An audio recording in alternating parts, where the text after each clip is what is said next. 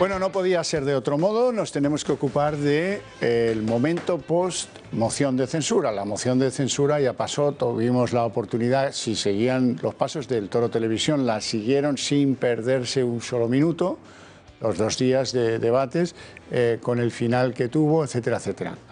Hemos superado la moción de censura, entramos en un tiempo político nuevo, con posibles derivadas nuevas que afectarán a lo que acontezca en este país en el territorio de lo político. Ahora vamos a ver cómo concilia eso con los intereses de uno y de otro.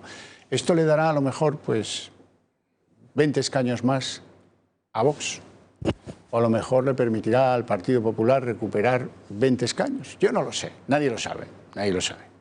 En cualquier caso, la pregunta que yo de salida formulo a nuestros invitados es: los que somos españolitos de a pie, los que estamos preocupados porque el gobierno deje de controlar la pandemia porque si no mata, los que estamos muy preocupados porque podemos perder nuestro empleo, los que estamos muy preocupados porque no llegaremos a final de mes con este gobierno, los que ponemos por encima de cualquier otra consideración moral, política o lo que sea, que tiene que caer este gobierno para que venga otro y nos alivie, tenemos una obligación preguntarnos: ¿ahora estamos más cerca de eso que, por ejemplo, cuando se arbitró aquel acuerdo que permitió el cambio político en Andalucía, de eso hace 2 años?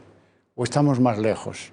Y esa es un poco la reflexión que me gustaría que hiciéramos, junto con todas las que nuestros invitados quieran, a lo largo del programa Más se perdió en Cuba. Doy la bienvenida a nuestros invitados.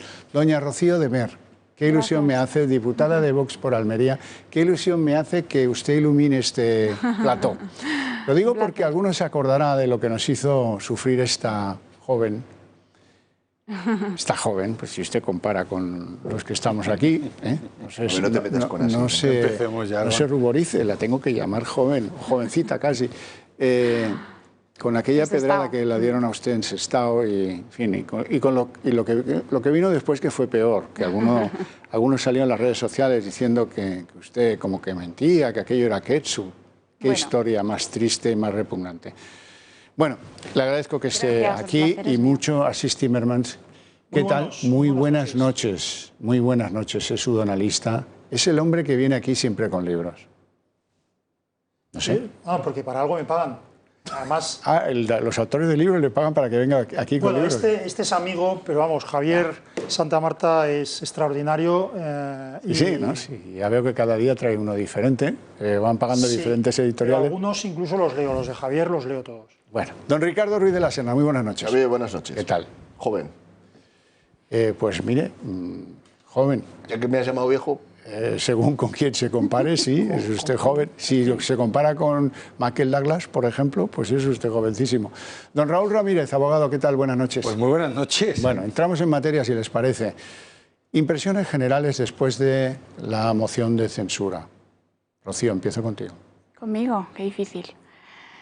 Hombre, fue un día duro, ¿no? Por un lado fue... Nosotros pues actuamos por principios, ¿no? Y yo creo que los españoles lo han entendido.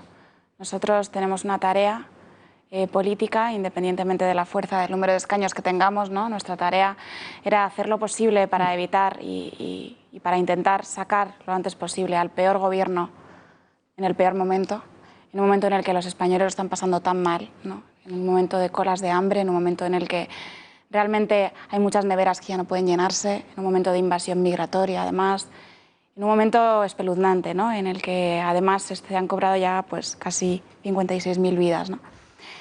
Y en este momento nuestra obligación era intentarlo por todos los medios. Tenemos el instrumento parlamentario de la moción de censura, como los españoles han entendido, y de hecho la moción de censura estuvo muchas semanas sin cerrarse, ¿no? Estuvo muchas semanas sin candidato prácticamente, ¿no? Y finalmente pues, hicimos lo que consideramos que era lo mejor para España, y nos encontramos y nos dimos de bruces con este Partido Popular que fue insultante, ¿no? Fue realmente insultante. Insultó no solo a sí mismo, ¿no? Insultó a muchísimos de sus votantes, y yo creo que no es que se rompieran las derechas, sino que ayer el Partido Popular realmente puso un freno, puso una barrera, se transformó y rompió con buena parte de sus votantes. Ayer viernes, ¿qué pasó? Me dicen que mucha gente llamaba a las oficinas o llama a las oficinas de Vox pidiéndose afiliar o notificando que les apoyan. Sí, nosotros sí hemos observado este movimiento, ¿no? Observamos esta dicotomía, por otro lado, ¿no? Que seguramente ahora lo comentaremos. Por un lado tenemos el movimiento mediático de los grandes titulares, que al final pues son la voz de su amo, y los titulares están con el Partido Popular, como ha dicho algún tuitero, y los votantes con Vox. Pero bueno, al margen de este movimiento, porque en Vox, en el fondo, nuestro objetivo, digamos, lo que sacamos en claro de esto, no es tener más afiliados ni menos, ¿no? Lo que sacamos en claro de esto es pues ser nosotros capaces de articular este espacio político que definitivamente se ha transformado. Dime nomás. Sí, hombre, para analizar lo que ocurrió antes de ayer hay un componente emocional y uno racional. Emocional, ¿por qué? Porque digamos que la estrategia del Partido Popular se implementó con algo muy emocional, que fue no solo anunciar un voto negativo y dar una serie de razones, sino escenificarlo. Yo le decía hace nada a una amiga, yo le decía, hombre, es que esto, en fin, puede incluso ser conveniente para el Partido Popular o para Pablo Casado, pero no era necesario caer en ese insulto y en esa cosa tan desagradable personal hacia Santiago Abascal. Y me decía, no has entendido nada. Eso es lo que hacía falta, porque esa descalificación personal era escenificar, digamos, una ruptura de verdad. ¿Un volar puentes? Sí, bueno, sí, no estoy seguro de volar puentes, pero escenificar en todo caso esa ruptura. Entonces, por eso te digo que, claro, hay un componente emocional en eso. Algunas de las cosas que le dijo, pues bueno, pues para quien conoce mucho o poco a Pablo Casado, pues, incluyendo Santiago Abascal, pues claro, se quedó personalmente tocado porque le dijo cosas que no se pueden decir a determinadas personas. Entonces, transcurrido, digamos, ese componente emocional, eso va a ser bueno para el Partido Popular y va a ser bueno para España. Pues en realidad es que el partido todavía no ha terminado, en mi opinión. Es decir, porque cómo se gestione eso y cómo se transmita esa gestión, porque no solo se trata de cómo gestionen eso ambas formaciones, sino cómo lo transmita Pedro Sánchez y sus televisiones, de cómo se transmita eso, dependerá que eso suponga un monopolio o no de la oposición por parte de Vox y suponga un desembarco o no del Partido Popular en áreas, digamos, del centro izquierda, etcétera, ¿no? Que eso ya es el análisis racional que haremos, supongo, hoy. Naturalmente. Yo conozco a ambos y siempre he tenido la impresión, y la sigo teniendo, de que son dos personas extraordinariamente educadas, con mucho fair play, orgullosas de lo que han hecho en el pasado, legítimamente. Otros muchos lo estamos, ¿verdad? Por eso me imagino que para Santiago Abascal debió ser muy duro alguna de las cosas que oyó ayer de Pablo Casado, antes con Milite, y seguramente amigo incluso. Es verdad que cuando Santiago Abascal peleaba en Amurrio o en Llodio contra las fuerzas del mal, pues se meritó una trayectoria política, y oír de uno que la conoce sí o sí, que no puede alegar desconocimiento, según qué cosas, tiene que doler y mucho. Vamos a oír alguna de ellas. Por nuestra patria, este partido que usted conoce bien y que a usted le conoce muy bien, ha pagado un tributo de sangre que ahora pisotean personas como ustedes. No sé cuál es su idea de patriotismo, pero ya no lo concibo como un insulto a los que dan su vida por la libertad de todos, especialmente cuando han sido tus compañeros. ¿De verdad no tiene nada bueno que decir del partido en el que ha militado durante casi toda su vida? ¿De verdad se va a dedicar ahora a repartir carnets de buen y mal ciudadano, como ha hecho Torra, como hace Otegi y como le hacían a usted? Eso se llama ingratitud y deslealtad, aquí y en Covadonga. Bueno, la voladura de esos puentes hizo feliz al establishment. El establishment ayer echaba cohetes y hoy sigue echándolos por ahí, en titulares, en elogios, en tal. Don Raúl, no sé por qué al pensar en establishment he pensado en usted. En establishment has pensado en mí o has pensado usted en mí. Pues yo se lo agradezco, pero hoy es peor día para pensar establishment y relacionarme con él, porque yo me gustaría distanciarme mucho de esto, ¿no? Yo siempre he dicho, ¿no? He sido un votante y sigo siendo un votante del Partido Popular, y a mí esto no me ha enorgullecido lo más mínimo. Es más, me separo absolutamente de esa forma de expresarse. Yo puedo estar de acuerdo en el fondo, puedo estar de acuerdo en que se puede uno girar al centro y que tenemos que recoger por el centro una mayoría para poder sacar a Sánchez, al peor gobernante del peor gobierno en el peor momento de este país. Yo en eso estoy absolutamente de acuerdo con el movimiento, incluso puedo estratégicamente, desde el punto de vista analítico-político, entender. Pero señores y señoras, las formas no son las del Partido Popular. Yo creo que ayer Casado cometió para mí 4 errores que le van a marcar mucho su trayectoria política. A él personalmente. No supo frenar la moción de censura. Esto se podía haber frenado, o por lo menos haber intentado frenado. Una vez que esto no se consiguiera, porque Vox decidiera seguir adelante, en su libre ejercicio de ese derecho, podíamos haber intentado transformar una moción de confianza, que no de censura.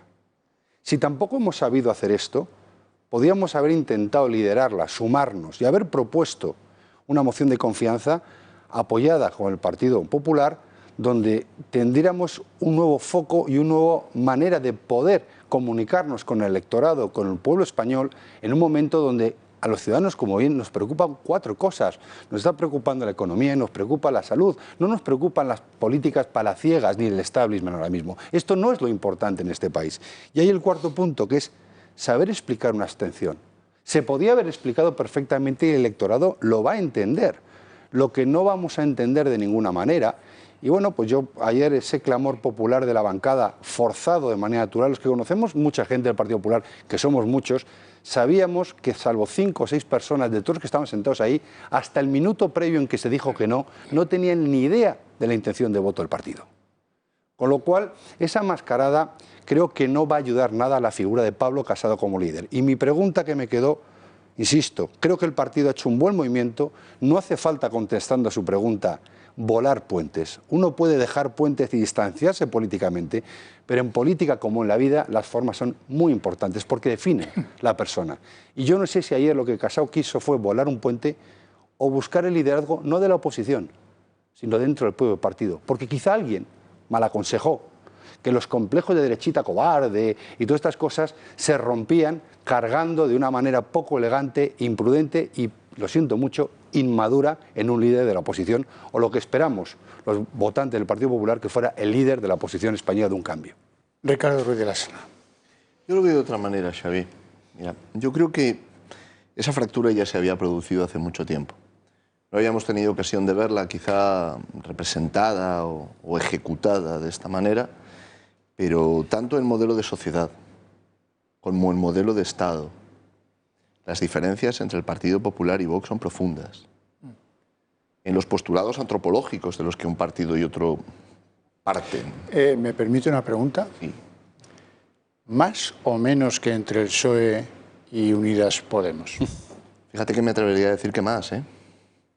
Fíjate que me atrevería a decir que más. ¿Qué? La crítica que planteó, por ejemplo, Abascal en las cuestiones relativas a la política internacional, a la influencia de otros países en la política española, eran cuestiones que hasta ahora habíamos visto muy poco. Pues vaya ejemplo me ha ido usted a poner. O sea que el defensor de las FARC, o sea que el defensor de Maduro no tiene más diferencias con Sánchez que las que usted dibuja entre Abascal y el Partido Popular. Hombre, creí que te iba a preguntar, Ricardo, si había más diferencias entre PP y Vox que entre PP y PSOE.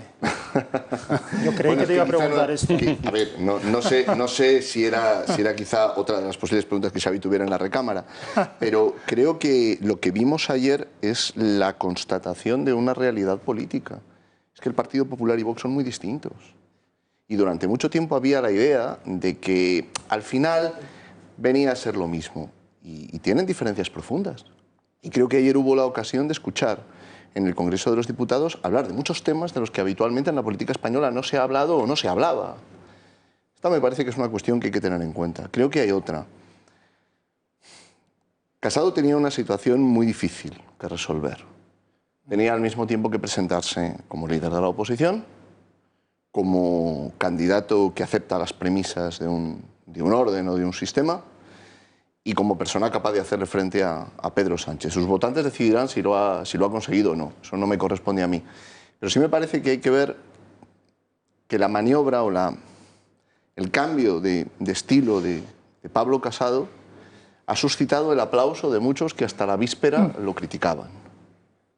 Y en este sentido ha integrado a Pablo Casado en el círculo de aquellos que son potenciales socios. Es posible que en el futuro lo que veamos sea un gobierno de Pedro Sánchez que se apoye cada vez más en Ciudadanos. Recordemos que el viernes Inés Arrimadas ya le ofreció sus 10 diputados para tratar de sacar adelante unos presupuestos y negociaciones concretas con un Partido Popular que, por ejemplo, podría jugar a la abstención. Lo digo porque lo que hemos visto en estos días necesitaremos algo más de tiempo para valorarlo. Creo que ayer vimos una distancia... El tiempo nos va a sobrar, no se preocupe usted, que vamos a tener, al paso que vamos, hasta a lo mejor 15 años de dictadura soviética. Bueno, es que, con negrines y hazañas. Es que del discurso de Pablo Casado, una de las cosas que se pueden deducir es que Pablo Casado ha asumido que Pedro Sánchez va a estar mucho tiempo en el poder y que él necesita consolidarse como un potencial candidato a la presidencia del gobierno en unas elecciones futuras pero distantes. Déjame que termine con una cosa muy breve. Me parece que además hay que ver también lo profundamente descolocado que quedó Podemos. Pablo Iglesias terminó elogiando a Pablo Casado. Cuando tus amigos te elogian... Entonces, por esto digo que lo que vimos ayer vamos a necesitar algo más de tiempo para poder verlo, sí, yo estoy de acuerdo. para poder analizarlo. Me permite una lectura mucho más simple, no tan elevada como un abogado brillante puede hacer. Yo dije el otro día que iba a traer aquí una colección de zapatos. Tengo derecho, cada una de estas tengo derecho a muy pocas cosas, cada vez a menos si el que manda es Sánchez con el apoyo de Iglesias. ¿Puedo aspirar a que el espíritu del constitucionalismo representado por quien se vea influido por él responda con ciertos equilibrios y no a navajazos entre sí? Es que yo no puedo esperar que alguien sume, reste, multiplique y divida entre los 3 partidos constitucionalistas que hay en esa Cámara. Es que no puedo yo esperar a que digan, bueno, oye, vamos a ver, salvemos lo importante. Lo importante es nuestro matrimonio. No es la consideración que tenemos por tu cuñada o por tu prima. No, hijo, no. Ni por la FARC, ni por Soros, ni por quedar bien con el establishment, ni porque me llamen para negociar el Tribunal Superior de Justicia de Cataluña o del General del Poder Judicial. Me da igual. Eso me da igual. Estamos en un órdago mayor. Este gobierno va a por todas. Quiere erosionar y destruir el régimen que nosotros construimos o heredamos y del cual nos sentimos orgullosos. Pueden hacer el puñetero favor de dejar los egos, quién la tiene más larga o más corta, para otro partido, en otra división. Van a tener mucho tiempo para discutir sobre esas cosas. ¿Por qué no discuten de lo mío? Pero, como decía Rocío, la inmigración ilegal. Como digo yo, el empleo, el desempleo, la economía. Sí. El que paren a esos tíos que no tienen expertos y no habrá familia española en la que no haya un miembro que haya pasado por un hospital afectado por COVID. Si me permites, yo creo que, Ricardo, ¿no? Has introducido elementos importantes, ¿no?, en el debate, pero no estoy del todo de acuerdo en el análisis, ¿no?, porque PP y Vox son partidos diferentes. Y tú lo has dicho perfectamente, ¿no? Hay muchísima gente dentro de Vox que viene del Partido Popular y mucha gente que no. Yo no vengo del Partido Popular. Yo no he votado nunca al Partido Popular. Nunca he sido del Partido Popular y ahora soy firmemente de Vox. Por lo tanto, sí existe esa diferencia. Pero había una cosa en común y era esa defensa que por lo menos eran 2 partidos que tenían clara cuál era la distancia parlamentaria con el separatismo, con el nacionalismo y con los terroristas. Y eso ayer se rompió. Ayer Pablo Casado adoptó una actitud con su Partido Popular de equidistancia. Él se puso en el centro entre el gran pacto y contribuyó a un cordón sanitario contra Vox. Al fin y al cabo, se puso en una posición de equidistancia que también marcó una línea, al irse a un centro político, eso también marca una línea con respecto a los partidos separatistas, nacionalistas y Bildu terroristas, etcétera, ¿no? Y no solo eso, sino que frases como la que acabamos de escuchar, decirle a Santiago Abascal que Vox estaba pisando la sangre de las víctimas, Santiago Abascal, que el día anterior había leído las 858 víctimas de ETA en más de 30 minutos, que es la primera vez que se recoge en el diario de sesiones, y ninguna persona, ni un solo diputado del Partido Popular, me consta que por orden de la dirección, se levantó. Se levantó un parlamentario de Ciudadanos, hay que decirlo, ¿no? Y con todo el respeto, ¿no? Y lo agradeció a Arrimadas. Por supuesto. Y esto es algo muy grave. Esto realmente es un cambio de paradigma y marca un antes y un después. Y esto realmente puede que estuviera antes fraguado o que antes hubiera esta posibilidad dentro de las opciones que tenía Pablo Casado. Pero ayer realmente él tomó un camino. Ayer se materializó esa decisión que va a marcar a partir de ahora la historia política de España. ¿No crees que era el camino que marcó Maroto cuando en el año 2014 dijo que erais los herederos de Blas Piñar? Porque, bueno, a mí me parece que ese camino ya estaba marcado. Creo que era pero porque todos los caminos estaban marcados. Pero había que coger uno. Yo creo que la idea de esta cercanía o de esta proximidad era más un deseo, una aspiración de Vox que una realidad política.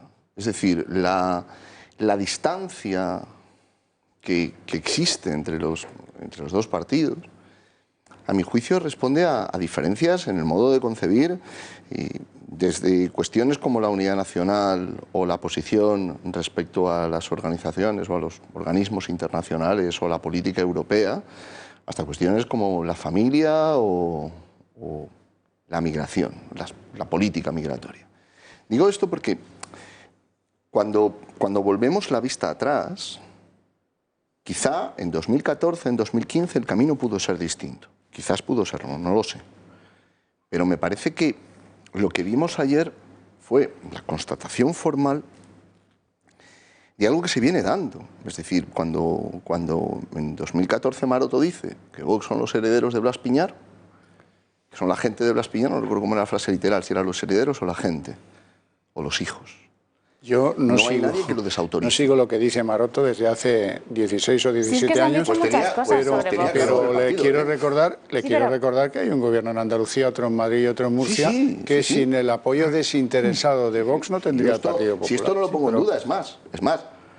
Esta es una de las cuestiones estratégicas que en la calle Génova tendrán que analizar. Si yo esto no lo pongo en duda, lo que digo es que estas diferencias existían antes de ayer. Y existía en 2014, y esta es una de las razones por las cuales termina. ¿Qué era Javier Maroto en 2014? Fue jefe de campaña, de alguien a quien hemos olvidado. Casado, no haré más preguntas. Pero sin entrar ahora a la vicisitud del señor Maroto, ¿vale? que ya hablaremos, yo quiero darle otro enfoque porque estamos saliendo un poco o yo por lo menos de la cuestión de tu pregunta, Javier, del programa de hoy, que es el tema de la emoción, ¿no? A ver, a mí no me gustó el planteamiento de Vox, ¿vale? No me gustó en una parte. Yo creo que hizo Garnica y el señor Santiago Abascal hicieron un muy buen análisis del desastre de gobierno del señor Sánchez. Punto por punto fue desmontando y poniendo en valor lo que, indistintamente de que se apoye una corriente política u otra, la mayoría de los españoles creo que pensamos, ¿no? Pero por resultados, no por ideología. ¿Por qué digo que no me gustó? Porque luego, cuando tocaba entrar en la fase constructiva, creo que ahí donde hizo aguas totalmente su argumento, ¿no? Decir, pues está muy bien destruir, pero luego hay que proponer, porque claro, ese es el tema, era una moción de censura, no era una cuestión de confianza. Y ahí, bueno, pues entró en un debate filosófico sobre el concepto de Europa que creo que ni venía a cuento para mí, ni aportaba absolutamente nada en el entorno que estamos. Ya creo que perdió el control y sobre todo perdió lo ganado cara a la galería con el derribo. Pero esto es una cosa, ¿vale? Y esto es cuestionable, en un partido para una cosa y otro para otra. Pero para mí, a partir de ahí viene una cuestión que es tangencial, ¿no? Es decir, vamos a ver, que Vox y el Partido Popular son cuestiones diferentes, eso está claro.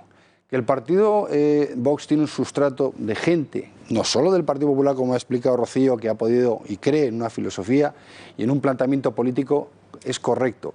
Ahora bien, esa búsqueda del centro, ese posicionamiento en el centro o ese movimiento táctico al centro, creo que requiere, y perdió una oportunidad de oro Casado, porque precisamente bajo mi criterio, con el pobre argumento técnico de Santiago Abascal, si él en vez de entrar a la ofensa, al agravio, al insulto, que jamás debió entrar, hubiera cogido el liderazgo sólido de un Partido Popular con opciones de gobierno y hubiera argumentado cuál es una propuesta que hubiera sustentado una abstención o un sí, probablemente estaríamos hablando de otras cosas muy diferentes. ¿Qué ocurrió? Que no supo estar a la altura, teniendo todos los argumentos y una opinión política clara, contundente, cuando tu adversario, si lo quieres llamar así, que yo no lo veo como adversario, pero él podría haberlo visto como un adversario para romper ese puente, había dejado en la mesa una sensación muy banal sobre qué es un concepto programático de gobierno, si es que lo ha llegado a tener. Para mucha gente lo estuvimos viendo. Esa oportunidad de liderazgo, de inteligencia política, decir, me muevo al centro, pero me muevo argumentalmente, será una de las cuestiones que yo recordaré como con más pena en un debate, por llamarlo de alguna manera, y no en un golpe o un intercambio de golpes entre dos dirigentes políticos que básicamente, y honrosamente, como responsable del Partido Popular o como votante del Partido Popular, pasé vergüenza ajena y tengo que reconocer que Santiago estuvo muchísimo más elegante, no devolviendo el golpe, aceptando el reproche con dolor, porque no creo que sea agradable que un amigo te agreda y te agreda en ese entorno y de esa manera, y sobre todo transmitiendo esa tranquilidad que hizo diciendo, madrileños, andaluces y murcianos, esto será un tema personal, pero no va a trascender. Y eso es la grandeza que le faltó ayer a Casado. Lo que pasa es también... que, perdón, por favor. No, lo que pasa es que yo creo que nos decepcionamos a veces porque hacemos la tontería, lo digo por mí mismo, de tener expectativtas. Es decir, es que quiero decir que... Yo tengo que vivir de emociones. Sí, porque si no, si a la política le quitas la emoción... Sí, pero lo que quiero decir es que antes de ayer en realidad no se discutían ideas, sino posiciones políticas, que no es lo mismo. Hay una cosa curiosa que quiero señalar, lo digo porque esto se dicen las cosas que no son, pero curiosamente la persona que en el Partido Popular sostenía muy sólidamente, no digo con acierto o no, que Vox era distinto y que no se podía, había que separar al Partido Popular de Vox, era Cayetana Álvarez de Toledo. Es decir, ideológicamente Cayetana Álvarez de Toledo representa precisamente pues ese Partido Popular que puede estar entre el Partido Popular y Ciudadanos, donde ya ha estado, etcétera, ¿no? Y curiosamente, desde esa posición, desde la diferenciar Vox del Partido Popular, Cayetana no contemplaba votar no y no contemplaba, y no le parece correcto lo que se hizo. Le parece un error. Le parece un error, y además yo le he criticado mucho a Cayetana en las redes y en los medios de que haya votado no, habiendo defendido la abstención. Yo creo que no, ella puedes estar de acuerdo o no, pero ella ha dicho en mi partido hay disciplina de voto, salvo, yo la he defendido también, salvo en determinadas cuestiones éticas, entonces yo he hecho lo que debía, que es decir, lo que pensaba antes, votar según la disciplina de votos, e inmediatamente después. Pero lo que quiero decir es que no se trata ahora de a qué vamos, es decir, de qué va a suponer Vox, de qué va a suponer el Partido Popular y de qué es lo que queremos para el futuro. Hablaba Ricardo de una estrategia a largo plazo o a medio plazo de Casado, asumiendo que Sánchez va a estar largo tiempo, o al menos una legislatura entera, si no más, en el poder. Bien, pero si crees, como yo creo, y como, perdonadme, creo que cree Pablo Casado, que Sánchez no está intentando ganar votos ni ganar las próximas elecciones, sino modificar los mecanismos del régimen para perpetuarse él o determinadas posiciones en el poder, entonces, junto a una estrategia electoral a largo plazo o a medio, tienes que tener, por mera supervivencia, tienes que tener una estrategia a corto. Es decir, hay que neutralizar a una banda que, en el caso de Sánchez, no es tan evidente. Sánchez, por supuesto, es el peor de todos. Sánchez es el que tiene menos escrúpulos y más ganas de cargarse el régimen de todos. Pero en el caso de Iglesias, Iglesias es un pandillero, un tipo que ha dicho expresamente que quiere cargarse este régimen, que ha hecho lo posible por cargárselo y que una vez en el poder está utilizando los mecanismos, la mayoría de ellos no visibles, para cargárselo. Eso no requiere una estrategia a medio plazo para ganar las próximas elecciones o las siguientes. Eso requiere una estrategia de neutralizarlo ya, ahora. Y para eso es para lo que tenemos que ver, en mi opinión, si sirve o no, digamos, el nuevo posicionamiento, etcétera. Estoy de acuerdo. Ahí tengo yo hincada la espina de la tristeza. ¿Qué rollo acabo de meter? Esto tendría que haber publicado un libro o algo así. Y la tengo hincada la espina de la tristeza, porque yo pensaba que los tres líderes constitucionalistas de los partidos que están en la Cámara habían entendido el interés compartido por la mayor parte de la sociedad española de que nuestro objetivo es que ese gobierno salga por la puerta por la que entró. Y luego ya, pues unas elecciones, ahí estuvo muy bien Abascal, unas elecciones decidirán. Claro, ¿qué es sí, lo que eso tenga que pasar? no, mucha gente pasó eso por alto, ¿no? Pero la promesa de Santiago Abascal, ¿no? Desde el punto de vista programático, yo creo que sí fue bastante completo. Pero sí es verdad que mucha gente pasó por alto que la gran promesa de Santiago Abascal ayer no era un programa electoral, era elecciones. Es decir, era que los ciudadanos volvieran a elegir entre los programas electorales. No era un programa de gobierno. Exacto, Sí, sí. eran elecciones. Bueno, vamos a hacer una pequeña pausa, luego vamos a oír ese pasaje de Abascal, luego vamos a oír a Cayetana Álvarez de Toledo y luego vamos a reflexionar sobre lo que ha pasado estos días en España.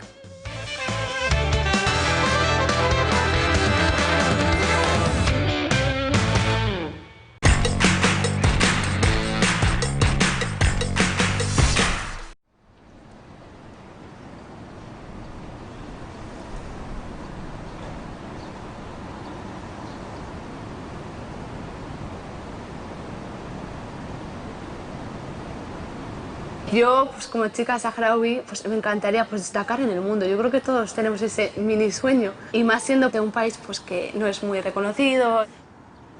Yo me llamo Kozar, tengo 18 años, nací en el Sáhara, en los campos refugiados. Vine aquí muy pequeña a España y en segundo de la ESO pues tuve una época no muy buena, que digamos, y bueno, gracias a mi padre entré a Arbela.